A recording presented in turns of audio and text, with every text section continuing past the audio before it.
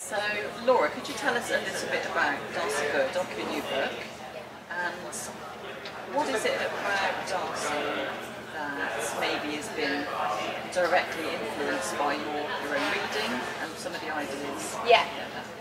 Well, I guess for me, Darcy is perfectly fitting for this project and what we're talking about right now.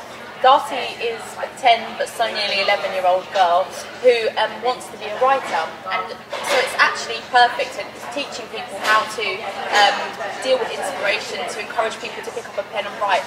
Darcy is completely obsessed with the world that she lives in, and her brain is like a sponge and she's always soaking stuff up. But just like me, and probably a lot of people, she struggles with spelling, with grammar, with trying to express herself. So it's about her own discovery with writing. So the book is split from her own narrative, and then it's got all these little short stories inside it.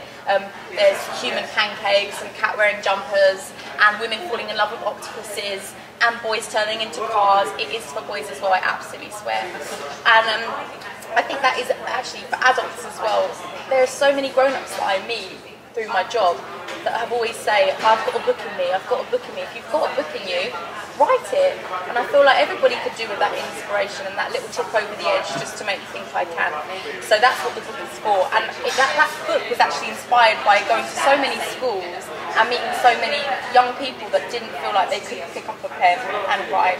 I remember this one story, I always tell it when I go to schools, but I really loved creative writing, and I wrote this massive war scene, and there was like loads of action, and I wanted this big climatic scene where all these soldiers run in, but I didn't know how to spell the word soldier, and I didn't want anybody to tell me off and say that my spelling was bad, so instead of using the word soldier, I said men in hats, run in, you know, soldiers is men in hats is doesn't really have the same feel to it. My teacher read it, she was like, Laura, this isn't that gripping, this isn't very thrilling, and I was like, I just wanted to say soldier. I was so embarrassed and scared of spelling it wrong that I didn't. And I meet so many people that still adults that fear from using, they don't want to spell and look stupid, they don't want to spell something wrong. So Darcy's for that exact reason.